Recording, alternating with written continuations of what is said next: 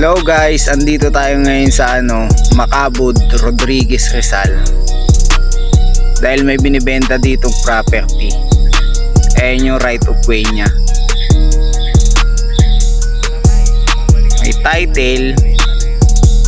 Yung lot area nga pala nya is 300 square meter. Ito yung right of way nya guys, medyo madamo na siya ngayon. Pero makakapasok dyan yung sasakyan.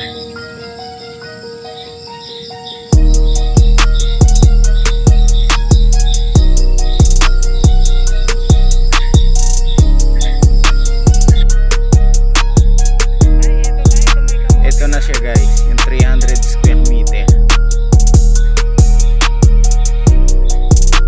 Ayan siya. Taniman siya ngayon ng kamote. Ayan yung price niya guys, 600k. Title. Cash din ang gusto ng may-ari dito. Dito lang siya sa Macabud, Rodriguez, Rizal. Boundary ng San Jose del Monte. Ayan yung kabuuang lupa niya. Ayan si tatay, siya yung may-ari.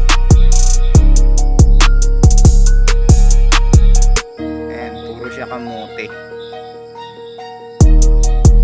Tawag na lang kayo guys.